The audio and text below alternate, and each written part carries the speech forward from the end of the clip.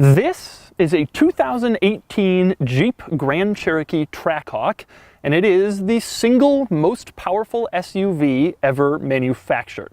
Let me put that in context. I recently made a video with the Mercedes G65 AMG, and that thing has a V12, in fact a twin turbocharged V12. This has more power, and not just a little more power. This mid-size SUV built in Detroit has 90 more horsepower than a twin turbocharged V12 Mercedes. Today, I'm going to show you around it. First, a little background, the numbers. The Jeep Grand Cherokee Trackhawk has a supercharged V8 with 707 horsepower and 645 pound-feet of torque in a Jeep Grand Cherokee. It starts around $87,000, $88,000.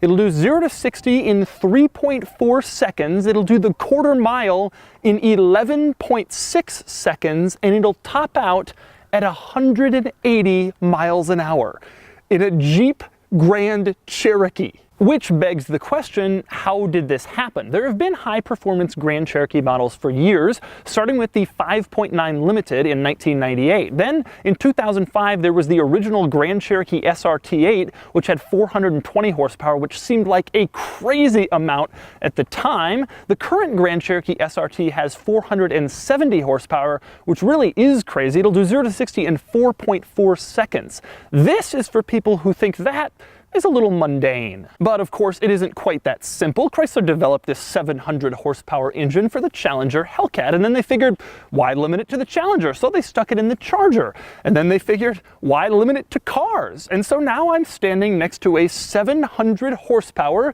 Jeep Grand Cherokee, which, by the way, I've borrowed from a viewer near Annapolis, Maryland, who has his own YouTube channel called DHR Street Speed. You can check it out if you click the link in the description below, and you should check it out, because in addition to this, he also has a Viper ACR, and a Demon coming, and a Camaro ZL1 coming, and a Corvette ZR1 coming. So today I'm going to show you around the Grand Cherokee Trackhawk, and I'm going to show you all of its cool features and its interesting quirks, and then I'm going to get it out on the road and see what it's like to drive a mid-size SUV with 411 more horsepower than a Toyota Highlander, with 437 more horsepower than a Honda Pilot. And then, of course, I'm going to give it a Doug score. And for more of my thoughts on the Trackhawk experience, click the link below to visit autotrader.com/oversteer. I'm going to start by climbing inside the Trackhawk, where you'll notice a few changes over the standard Grand Cherokee and even the SRT to let you know you're in something special. For example, the steering wheel says Trackhawk on the bottom. The floor mats say Trackhawk on them. The sill plate says supercharged. You don't get that in a regular Jeep. These seats say Trackhawk on them, which is a nice little touch. And of course, they're more thickly bolstered. And of course, there's also a nice smattering of carbon fiber. And one of the other things you'll notice when you climb in this car is that it's just a pretty nice place to be. The interior is pretty well put together. Carbon fiber, aluminum, leather, stitching. Then again, this car better be pretty well equipped inside because, well, you know, I told you these things cost around $88,000. Well, that's the base price. Take a look at the window sticker of this one. This one is just a hair under $100,000 for a Jeep Grand Cherokee. So it's nice that this interior is pretty well equipped and pretty nicely appointed with nice leather and materials everywhere. If you're going to be spending $100 grand on an SUV. Another way you can tell the Trackhawk apart on the inside, that would be the 200-mile-an-hour speedometer. You don't get one of those if you buy a Grand Cherokee Limited to haul your kids to soccer practice. The next interesting interior detail, you will notice the gear lever in this vehicle. Now, if you've been in any Grand Cherokee from this generation all the way since 2011, you'll notice it looks a little different. That's because the old gear lever, well, there were some issues. I'll allow you to Google that and find out for yourself. The new gear lever is just a regular old gear lever. It works like a normal gear lever. You move it down, put it in drive, put it in park. Next up, even though this thing has 700 horsepower, it still retains all the practicality you'd expect from the Grand Cherokee. For example, there are power outlets basically everywhere. There are 2 USB outlets under this little cover in the center console. There's also a cigarette lighter outlet there. You want a different cigarette lighter outlet, there's one in the center console, and if you can't find it, Jeep has included a helpful little guide so that you can figure out where it is. In the back, there are 2 more USBs, and then there's even a household-style regular power outlet. You could plug in your microwave or your toaster and drive around in your Grand Cherokee and use those things. There's not a lot of 700 horsepower cars with a household power outlet for your toaster. Another interesting item in the center console, you see that little dimple in there? Well, that's actually a light. So when you're rooting around in your center console, you can see what you're looking for. Lighted center consoles are not common. That's a little bit of an odd feature, but I like it. Another interesting thing in this car that you won't find in a standard Grand Cherokee is the launch control button. Now, launch control itself is interesting. I'll get to that in just a second, but the button is especially cool. Take a look at it. It looks like the old-time drag strip Christmas tree, they used to call it, with the lights. It's really, really cool looking. It even says launch going downwards, like the lights going from red to green on a drag strip. Now, speaking of launch control, this car has launch control like so many other modern performance cars, and like all those cars, it works about the same. It lets you rev it up automatically, and then it lets you floor it so you can get going at a higher RPM than just flooring it from a stop. The interesting thing about the launch control in this car, I can't demonstrate it for you because Jeep has disabled the launch control at all the Trackhawks for the first 500 miles. This car is still on mile 200 or so, so we can't use it yet. Once you hit 500 miles, it becomes enabled and you can start doing all the crazy launches you want in your Grand Cherokee. Next up, next to the launch control button, you will find a little dial that lets you choose between your drive modes. There's Sport and Track for performance, Auto for let the car decide, and then there's Snow and Tow mode for when you want to use your Grand Cherokee Trackhawk to tow or when you want to use it in the snow, which some people probably will. Now, the thing I like most about the little dial in the center is that when you change from mode to mode, the gauge cluster changes and shows the Grand Cherokee in various different settings. Take a look at Track mode. It's on the move, and then there's Sport mode, Auto, Snow, and Tow. Now, next to the dial for the drive modes, there's a little button that says Custom. That's because this car allows you to create your own custom drive mode. If, for example, you want soft suspension because you're just commuting, but you want the engine and the accelerator to be in track mode in case you have to floor it, you can create a custom drive mode that tailors to those specifications. But back to the gauge cluster, there are a few things I kind of like in the gauge cluster. Now, on the left and right, you have the normal gauge cluster items, the speedometer on the left, the vehicle information on the right. The middle one, however,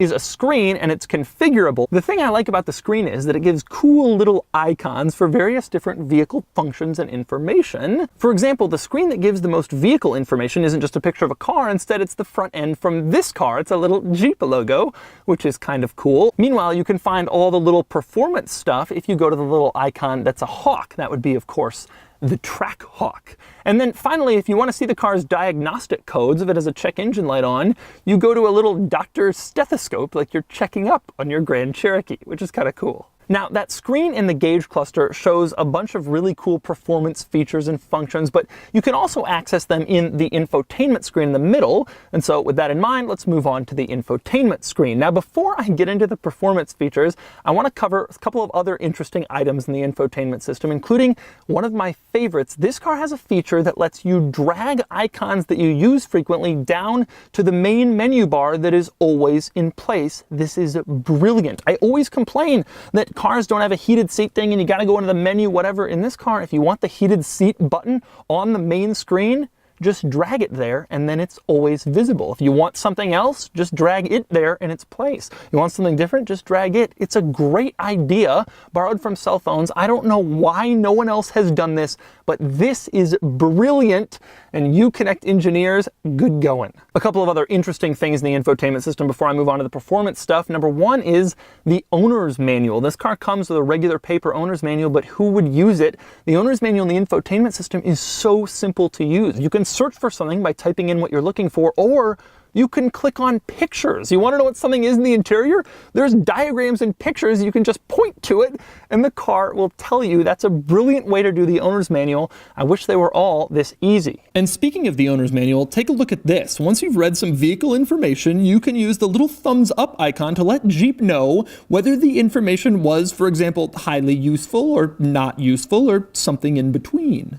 Another interesting item is that the fader for the stereo lets you center the sound basically anywhere in the car. In your normal car, you can put it in the front or in the back or maybe on the sides. And this thing, you can point it exactly where you want the sound to be, which is a feature I like in some really high-end luxury cars. And here's a feature that I've never seen in any car, no matter how high-end. You can change the display units to metric, imperial, Fahrenheit, Celsius. That's true in a lot of cars, but in this one, you don't just flip one switch, Fahrenheit, Celsius. Instead, you can change everything. So if you want engine power displayed in PS instead of horsepower, you can do that. But if you want temperature in Fahrenheit instead of Celsius, you can do that. It's not just metric and imperial, it lets you configure every single little display so that if you have some things you want in metric and some things you want imperial, you can do that. I don't know who would ever actually change these things. Usually you're one or the other, but the fact that it lets you configure that is incredible. And next we move on to the performance part of the infotainment system, and there are some interesting features in here. Starting with the drive modes, you'll notice that if you put the car in eco mode, it disables the shift paddles. You can use the paddles in every other mode, but in eco mode, the car knows best and it will be shifting for you and you can't do anything about it. Press this little button to take it out of eco mode and then you get your paddles back. Now, a couple of other interesting things in the drive mode section, one of which is the shift light. This car apparently has a shift light, even though it's an automatic, and you can set where the shift light comes on, what RPM it comes on at. Also interesting is the launch control. You can set the RPM from which the vehicle launches. There's actually a pretty steep range. You can launch it as high as 3,500 RPM, and since this thing has all-wheel drive, it'll probably hook up and get going. Although if I was buying a Trackhawk used, I think the first thing I would do is go into the drive mode section of the infotainment system and see where the prior owner set the launch control. If they have it at 3,500 RPM, maybe find a different one. Next up, we move on to the performance pages section of the infotainment system. And if you have an SRT vehicle, you've already seen all this stuff, so I apologize for being repetitive. But for those of us who don't have 700 horsepower Chrysler products, there are quite a few interesting things in here. The home screen gives a few widgets, and you can pick and choose the ones you want displayed. You can also see what happens as I rev the engine and horsepower displays in real time. Next, we move on to timers, and it's truly amazing. This thing doesn't bother with 0 to 60 and quarter mile. This thing has everything. Eighth mile, braking distance, 0 to 100, trap speed. It even logs your reaction time. Then there's gauges, which is an array of 9 gauges no one is ever going to look at, and includes some crazy stuff. Air, fuel, ration, intake, air temperature, all updating in real time. Next up is G-force, which of course displays the G's you're pulling in real time, but that's not its most interesting feature. That honor goes to the steering angle display. Check this out. I turn the steering wheel and this screen actually updates my exact steering angle in real time. Next up is the engine tab, which has this cool gauge that displays a variety of functions in real time: horsepower, torque, boost pressure, and it also shows you what gear you're in and your current speed. And then there's the dyno tab, which is truly amazing. It keeps track of your power and torque in what looks like a rolling dyno chart, and that's boost pressure on the bottom. And the crazy thing is, if you press history, it shows you more 60 seconds or 90 seconds of history rolling in real time. And here's what it looks like when I press the accelerator a bit. You can see the chart recording the jumps. The only thing I didn't like about the infotainment system was the wait times, which in some cases are insane. I pressed performance pages, for instance, and waited 37 seconds for it to come up. Not an exaggeration. Are there little people back there running around behind the screen trying to reorganize things when I make a selection? Next up, moving on to the back seats, there are a couple of interesting quirks back here. I already showed you the household power outlet back here and the 2 USB ports, proving this car has endless practicality despite its crazy performance. It's also reasonably roomy back here. I mean, it's just a normal Grand Cherokee, and there are a couple of other interesting practicality items, one of which is just how easily the seats fold down. Jeep obviously put a lot of effort into making the seats fold down easily for people who want to carry stuff in their normal Grand Cherokee, and that carries over to the Trackhawk. Also, these seats recline. Pull that tab and you can just lay back in the back seat of your Trackhawk. There are no other 700 horsepower cars that offer those 2 features, I promise you. Next up, moving outside the Trackhawk, we might as well start with basically the coolest part. That would be under the hood, the 6.2 liter supercharged V8, 707 horsepower, 645 pound-feet. Take a look at this thing. There's nothing incredibly quirky or unusual under the hood, although I do like the fact that there's no plastic cover under here. You can gaze at your supercharged V8 as much as you want if you get yourself a Trackhawk. Yeah, there's no plastic cover, and you know what else this car doesn't have? A speed limiter. Chrysler just lets it go until it's out of juice, which turns out to be somewhere around 180 miles an hour, like I mentioned before, which is just crazy. In terms of 0 to 60, this car is quicker than the BMW X5M and the Porsche Cayenne Turbo S. But the engine isn't the only crazy thing in the front of the Trackhawk. Take a look at those brakes. The Trackhawk has 15-inch rear brakes and 15 3/4 inch front brakes, which are massive, basically 16-inch brakes. You can buy a Camry and still get 16-inch wheels. My AMG has 18-inch wheels. This thing has 16-inch brakes. It is absolutely ridiculous. But then again, when you got 700 horsepower in an SUV, it's probably good to have big brakes in order to stop it. Meanwhile, around back, there are a couple of interesting things about the Trackhawk. For example, surprise, surprise, this vehicle has a higher towing capacity than the standard Grand Cherokee, probably owing to its 700 horsepower engine. This thing can tow 7,200 pounds very, very quickly. And then we move on to the exhaust. Now, in spite of the fact that the Trackhawk has basically the same powertrain as all the other Hellcat models, it doesn't have the same exhaust. Instead, Chrysler put extra mufflers on this, borrowed from the Durango SRT, to keep it a little bit quieter so it isn't insane. After all, this is a family luxury SUV. Nonetheless, it still sounds pretty good. Take a listen.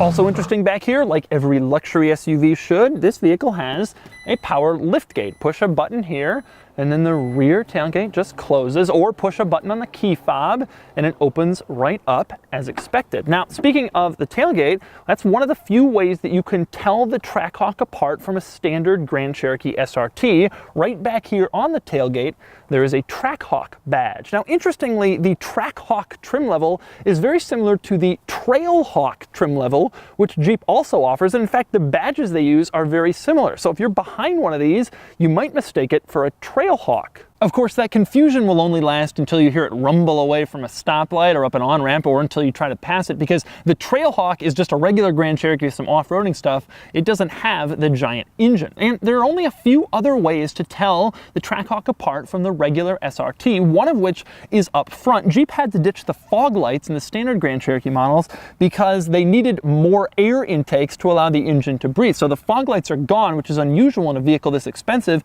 Instead, the place where the fog lights used to be is for air intakes. Really, the only other way to tell the Trackhawk apart is right up here. The wheels are a little bit different than the wheels in the regular SRT model. Obviously, the brakes are enormous.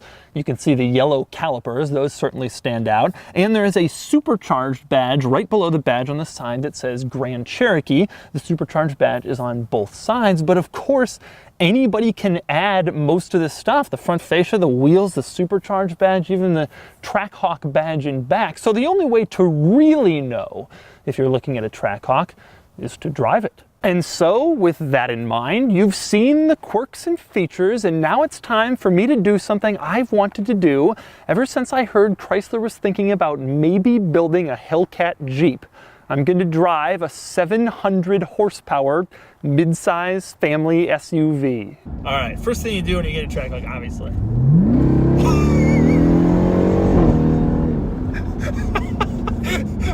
Oh my God. Oh my God.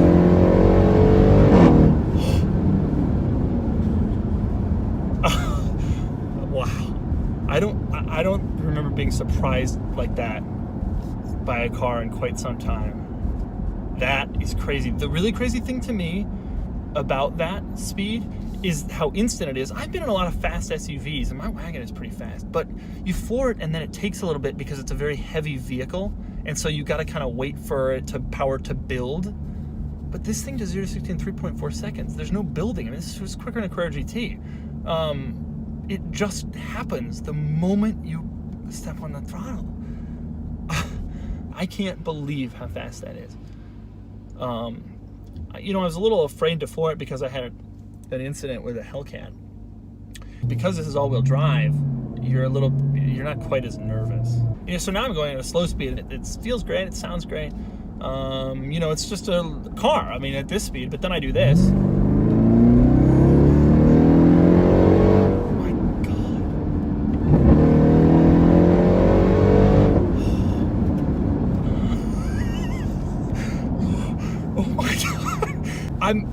I'm honestly at a loss. Like, this is, I've driven cars that are faster, but when you're in a McLaren 720S and you floor it and you're low to the ground and you're looking around and it's ridiculous and orange inside and blah, blah, blah, you expect it to be really fast. I will say from a dead stop, somehow it actually feels slower than when you're going 40. When you're going 40, 50 and you floor it.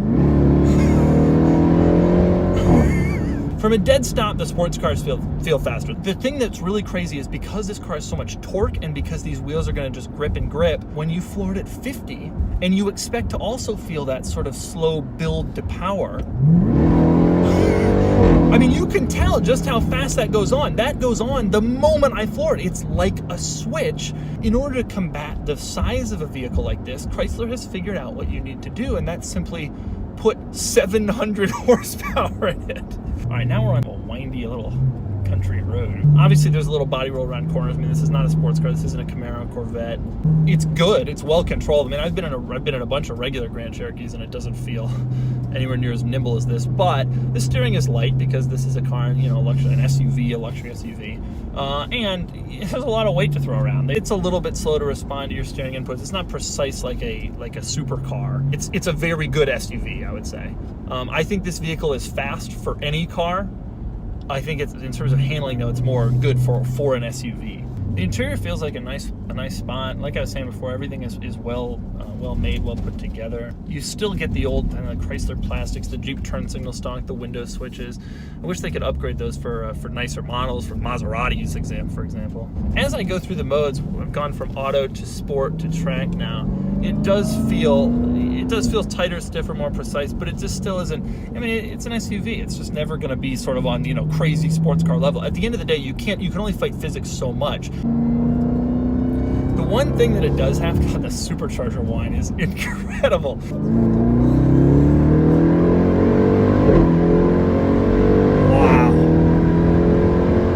Wow, crazy. It doesn't slow down. That was a speed I'm not going to say on camera. It doesn't start to feel slower. I wonder when it does start to feel slower. I should mention, I mean, I'm driving this thing and I'm so mesmerized by the performance of it. I should mention, it's comfortable. It's a nice feeling car. There's a lot of room. I'm tall, you know, there's a ton of room for me. There's 8 inches above my head. In many ways, it just feels like a really nice Jeep Grand Cherokee. I personally like the subtlety. I know some people would prefer, I have a 700 horsepower car, I want everybody to know it. But I think it's kind of cool.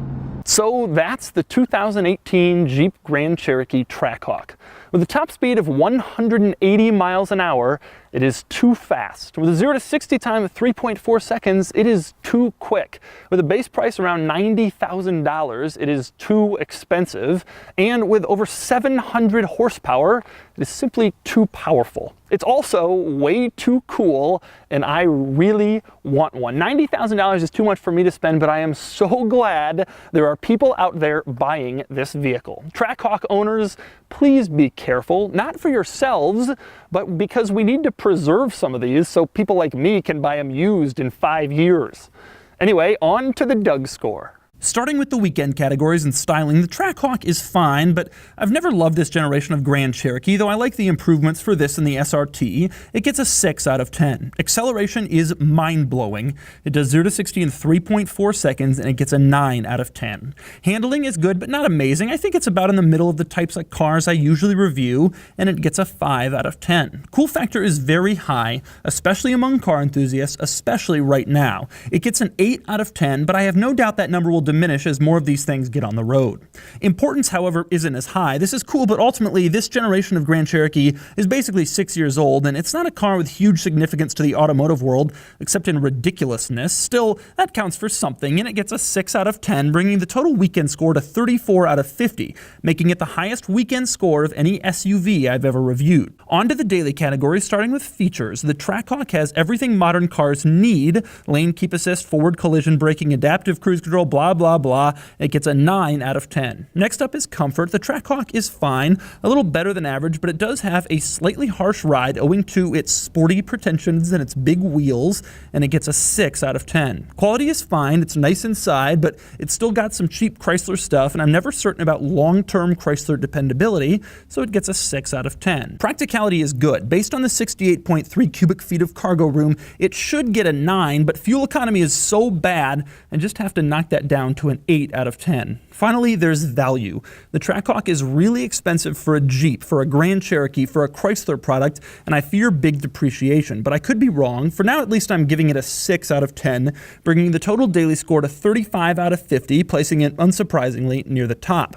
Add it all up, and the Trackhawk's Doug score is 69 out of 100. That ties it with the Bentley Bentayga, which in my mind is a huge deal because anyone who knows me knows how much I like the Bentayga. Compare the Trackhawk to other utility vehicles I've Doug scored, and you can see why it did so well. Its near even weekend and daily scores speak to its incredible ability as a sporty vehicle and as a practical family hauler.